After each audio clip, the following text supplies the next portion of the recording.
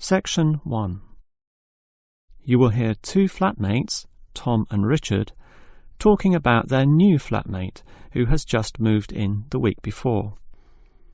First, you have some time to look at questions 1 to 6.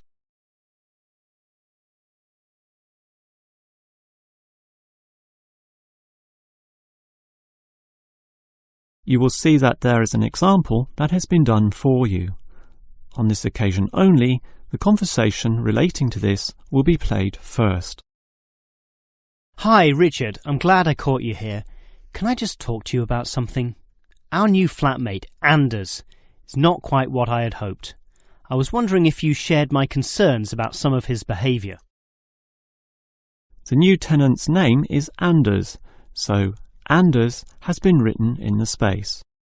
Now we shall begin. You should answer the questions as you listen, because you will not hear the recording a second time. Now listen carefully and answer questions 1 to 6. Hi, Richard. I'm glad I caught you here. Can I just talk to you about something? Our new flatmate, Anders, is not quite what I had hoped. I was wondering if you shared my concerns about some of his behaviour. Yes, Tom, I know what you mean, but we can't be entirely negative. He has good points. I mean, at least he's quiet. He doesn't play loud music all night or bother others or turn his TV up, disturbing everyone. Sure, he's quiet, but remember our last flatmate? He'd say hi to you and smile and treat everyone politely. In comparison, this new guy is very impolite. He just grunts in reply and sometimes ignores me altogether. I guess that's just his way. You know, just his character. I don't think he realises he's being impolite, and it shouldn't matter to us too much. We can just ignore him too and quietly live our own lives. But his friends are hard to ignore when they visit. I know what you mean, but how often does that happen? I rarely see them, maybe once or twice a month. If they came more often, it might be a problem, but as it is, such rare visits don't matter so much. Wouldn't you say so? Well, I'm not sure, since it's very obvious when they're here because of all the cigarette smoke in the house. It stinks up the place, and you know we don't allow smoking on the premises. Well, I've never seen them doing this. Maybe they do it outside. Perhaps we can talk to Anders about it. Always remember, though, in one respect, he's a good tenant. And it's the most important aspect. The previous flatmate would always pay the rent late. I know what you're going to say. This guy pays promptly. But there's more to being a good tenant than prompt payment. I mean, you need to turn off the TV, clean up your dishes, dress respectably, be polite, and so on. I guess what I'm saying is that basically you need to cooperate with the others, and this new guy fails significantly in this respect. Okay, I suppose you have a point there. Before you hear the rest of the conversation, you have some time to look at questions 7 to 10.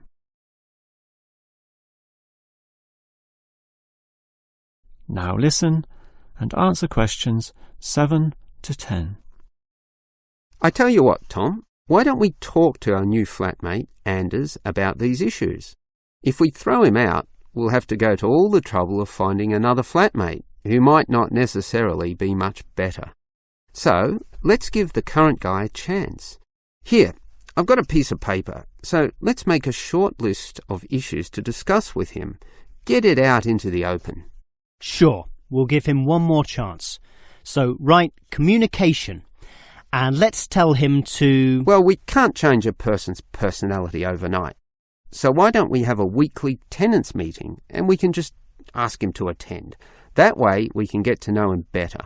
I'll write attend meeting, and we can take it from there. OK, but we have to tell him about his friends. They can't just do whatever they want. Write a heading friends, and then write don't smoke anywhere, inside or outside. Well, instead of being so direct and possibly causing offence, I'll just write follow rules, and verbally mention the rules. TV off by 10 p.m, no loud music or bad behaviour, including smoking. OK, do that, but I still think we need to specifically mention that last issue. You know how I can't stand the habit. So I'd like this to be another and separate point. Cigarettes, strictly forbidden. And it's important to include the strictly here. We can't pussyfoot around too much. Sometimes directness is necessary. OK, I'll write that. Forbidden. OK. And what about cleaning duties? Anders is a little too relaxed about that. Dishes are sometimes not washed, dirty teacups are left around the place, and so on. So, right, must do better. Yeah, again, Tom, he might take that personally and it could cause a scene. I'd rather be general. I'll write must be done and I'll tell him that that's for everyone, not just him. OK? OK, as long as he gets the message. That is the end of section 1. You now have half a minute to check your answers.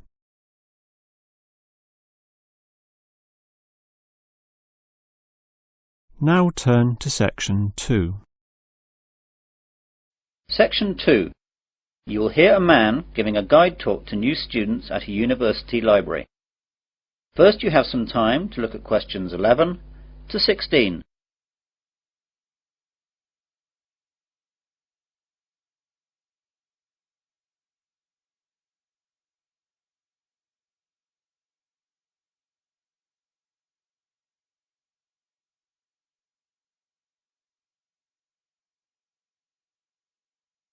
Now listen carefully to the guide talk and answer questions 11 to 16. Good morning, everyone. I'd like to welcome you all to Wesley University Library. This is a 20-minute tour around the library to show you all the facilities and all you'll need to know to start off your life here as a student at the university. What I'll start by doing is telling you about what you need to do to join the library. Then I'll briefly tell you about our facilities, and then I'll guide you quickly round and show you everything. So, to join the library, you need to go to the reception between the hours of 9 AM and 5 PM. After that, the reception closes, though all the other facilities will stay open until 10 PM. At the reception, they'll give you an application form. After you fill that in, you'll have to give us the fee of £5, which you have to give us every year that you're a member of the library. We will also need to see your university card to confirm that you're a student of the university. And finally, we'll need 2 passport photos, one for our records and the other for your library card. You will need to do all this as soon as possible so you'll be able to use the facilities at once. I'm sure your workload will begin to build up soon. Now, let me tell you a bit about the facilities. The library opens daily from 8 AM to 10 PM, though, as I told you earlier, the reception operates only between the hours of 9 AM and 5 PM. Although this is extended to 6:30 PM on Fridays to give students more time to organise their book requirements for the weekend. The reception is closed on Sundays. Undergraduate students are permitted to take out 4 books at any one time, and each book may be borrowed for a period of 2 weeks. Postgraduates may borrow 6 books at a time.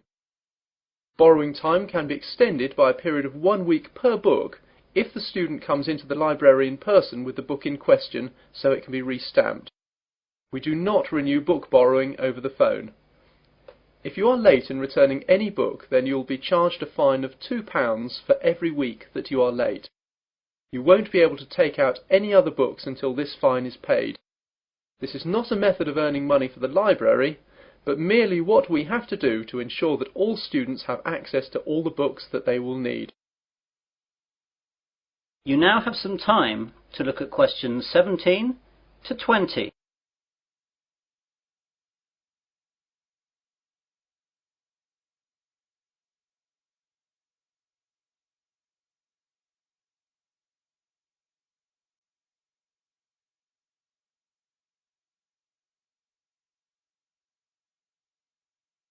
Now listen to the rest of the guide talk and answer questions 17 to 20. OK then, on to the layout of the library. We're on the ground floor of the library at the moment. Here we have the reception, the computers, which you can use to search for books and their location, and the bathrooms, which are behind the reception. The rest of the ground floor is taken up by the non-lending section of the library. Here we keep all the books which are either too valuable or are used too much to lend out. You can reserve time with these books at reception and use them during any time that the library is open, but, of course, you may not remove them from the library. On the first floor above us we have the arts section, which includes books that students will need for subjects such as languages, literature, art and history. On the second floor is the science section. We'll see these in a minute. Of course, individual departments will usually have their specialist libraries in their buildings, though the computer catalogues here will list them so you know where to find everything, whether it's here or in the specialist libraries. Finally, in the basement we have the stack system, which contains the university collection of magazines and journals that we have collected and to which we subscribe. If there's anything that we do not have or that you can't find, please go to reception and let them know the details. The university operates a swap system with other universities, and we can arrange for volumes that we do not possess to be sent here on a limited loan. Well, those are the basic details about the university library. That is the end of section 2. You'll now have half a minute to check your answers.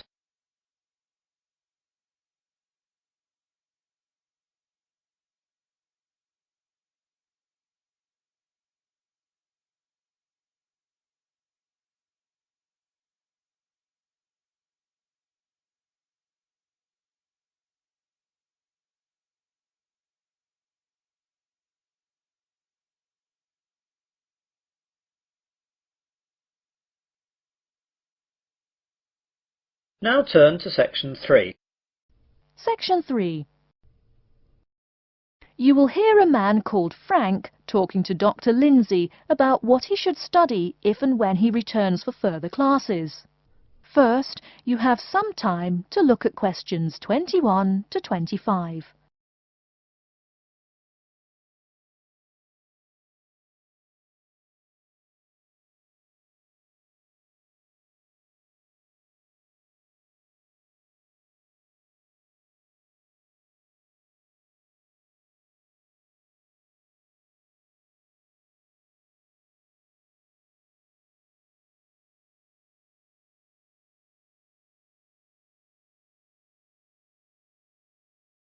Now listen carefully and answer questions 21 to 25.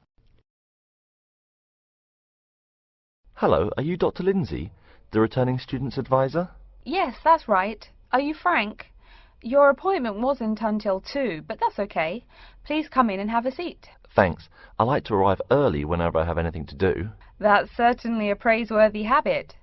Let me see. It looks like you've taken a long break from school, and I understand you wanted to have a chat about what you should study if and when you return for further classes. It's such a big challenge. I don't know if I'm crazy for doing this or not. Believe it or not, I know exactly what you mean. Before I began working here at the university, I taught primary school for nearly 10 years. It takes a lot of courage to go back to school. I feel more shy and scared than the primary students I teach. In the schools I taught, I found today's youngsters are very sure of themselves. In terms of intelligence, I have a lot to teach them, and the maturity level of much of my class leaves something to be desired.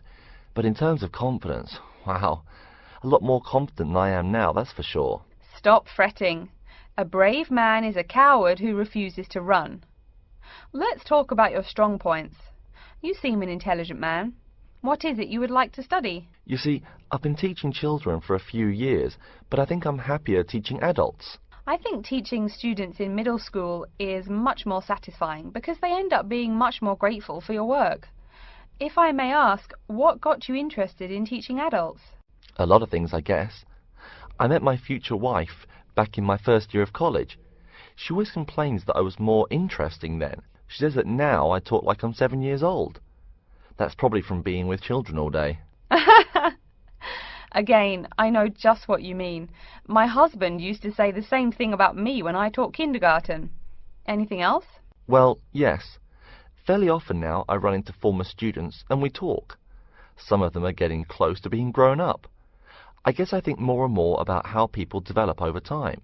So I'm interested in the results of education, you know, the final stages. I see.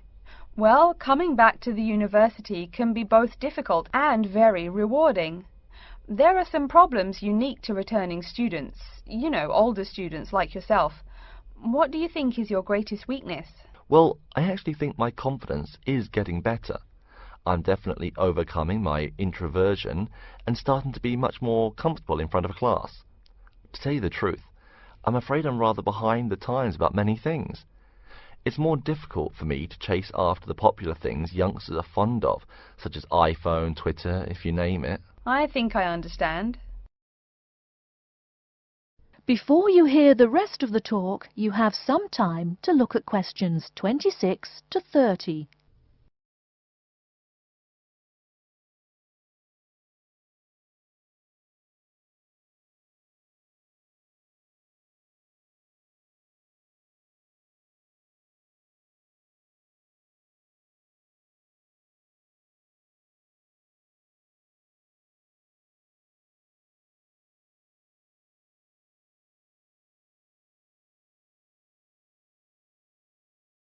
Now listen and answer questions 26 to 30. How old are you? 35? People at your age still go back to school for further education. I was a bit the same way. I mean, I didn't study at university till after I had a family, a husband and one child. My point of view was a lot different from your average 18-year-old girls, I can tell you. Gee, that sounds pretty rough. A family and college? Clearly you weren't unsuccessful, though. It was, Frank, it truly was. My first term at school was extremely stressful. But, excuse me, you're not here to listen to my life story. We're talking about your plans. Is there anything unique I should know about you or your past experience or plans? I'm afraid not. There is nothing interesting about my career or plans. It's really not too impressive. Now, I forbid you to talk like that. This is your one life, and if you're not interested, why bother living it? Don't be so humble, Frank. Okay. My wife says I'm a wimp. Let's talk about your dreams a bit. You want to teach adults, you said. What would you like to teach them? Well, when I first came to college, I really liked languages and literature. A lot of people have told me that for practical reasons, it would be more rewarding to choose business management as my major. But I made up my mind to study liberal arts once I got the idea of going back to school. I must say it's refreshing to meet someone who knows there's more to an education than computers and finance. Let's have a look at the university course catalogue. Excuse me, Dr. Lindsay, before we do that, could I maybe ask you some questions about changes in university life? I think I need to discuss that so I know what to expect. Of course, I'm here to help you. The biggest thing to get used to is the change in technology. Professors present things on huge screens, many of which are interactive computerized whiteboards. You can write on them still and use them like a touchscreen. They're really handy. No more sloppy scribbled notes on the projector. Let's see, I doubt you'll be living in student housing, so I won't go into all the improvements there. Another major change that you'll enjoy is the plethora of resources available for students. As a student, you have 24-hour access to the gym and library privileges that include the use of school computers to scan, copy and print. And of course the media library, which contains movies from all genres and most of the movies listed on AFI's top 100 movies of all time. The dining facilities are also not what they used to be. They offer choices for all diets and you can expect a hot meal any time of day. Wow, things really have changed. I'll be sure to utilize all those great facilities in my time here. Thanks for all your help, Dr. Lindsay. I think that's all the questions I have for now. That is the end of section 3. You now have half a minute to check your answers.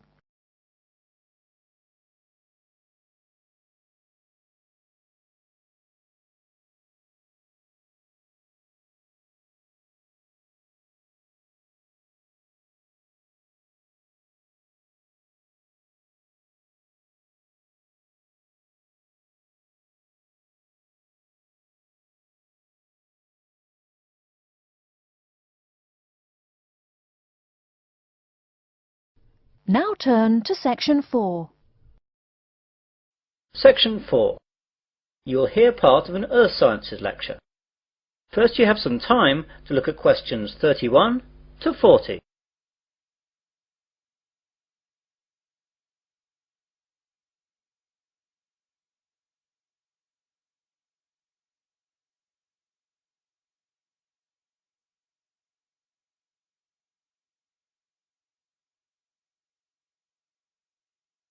Now listen carefully and answer questions 31 to 40.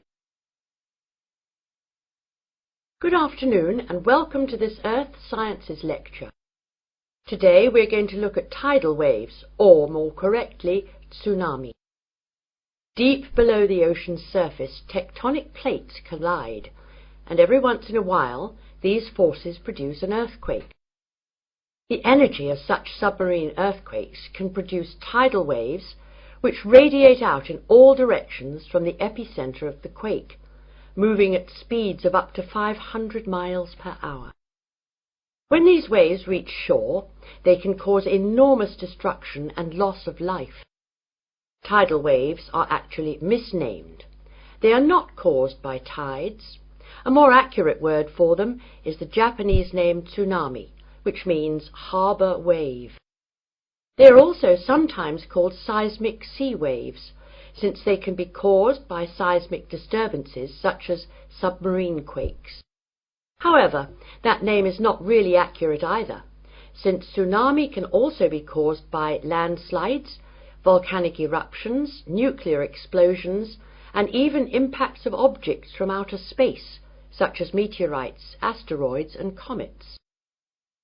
Earthquakes, though, are the largest cause of tsunami.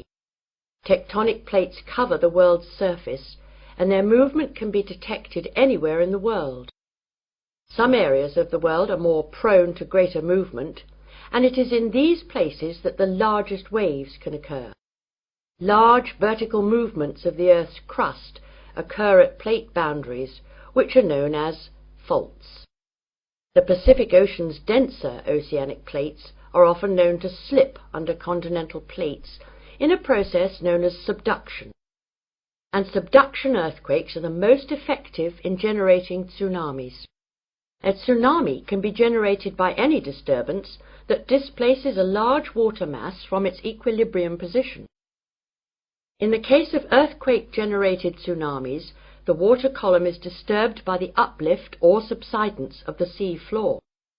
Submarine landslides, which often accompany large earthquakes, as well as collapses of volcanic edifices, can also disturb the overlying water column as sediment and rocks slump down, and are redistributed across the sea floor. Violent submarine volcanic eruptions can create an impulsive force that uplifts the water column and generates a tsunami. Conversely, supermarine landslides and cosmic body impacts disturb the water from above as momentum from falling debris is transferred to the water into which the debris falls. Generally speaking, tsunamis generated from these mechanisms, unlike the devastating Pacific-wide tsunamis caused by earthquakes, dissipate quickly and rarely affect coastlines distant from the source area. Tsunamis are very hard to detect, since they cannot be seen when they are in the deep ocean. The distance between two wave crests can be 500 kilometers, and because of this, the wave height is only a few feet. Because the rate at which a wave loses its energy is inversely related to its wavelength. Tsunamis not only propagate at high speeds, they can also travel great transoceanic distances with limited energy losses. As the tsunami reaches shallow water, however, its speed decreases, but the energy it contains remains about the same. Instead of travelling fast, the wave rises high. The National Oceanic and Atmospheric Administration has set up a seismic detection system to monitor earthquakes and predict the possible arrival of tidal waves for Pacific countries. Buoys at sea can also detect water pressure changes that can indicate tsunamis moving through the ocean. But when tsunamis originate near the shore, there is often little chance to warn people. Let's look at some examples of tsunami and their causes and effects. Some can be relatively harmless.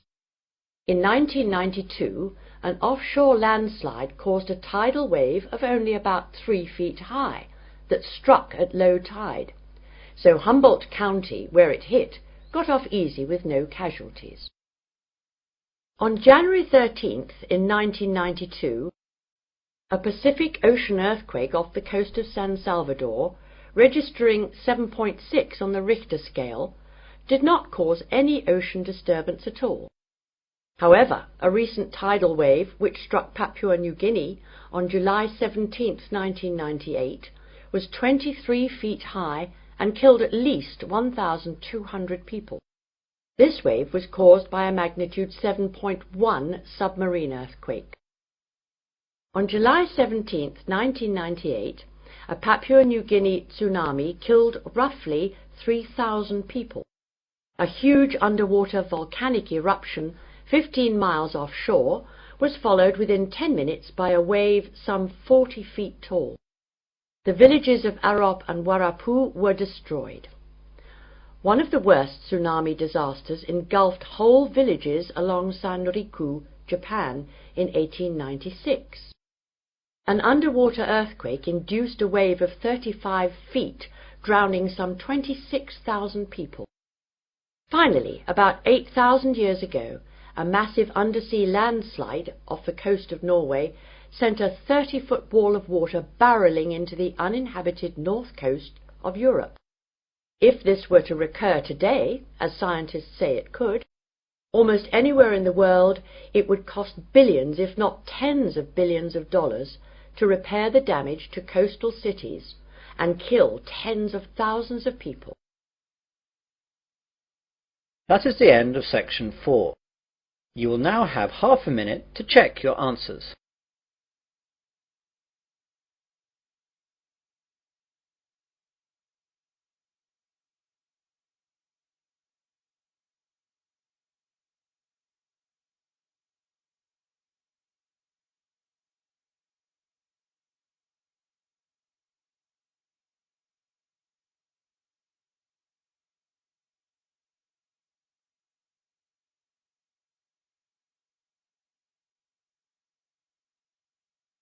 That is the end of listening test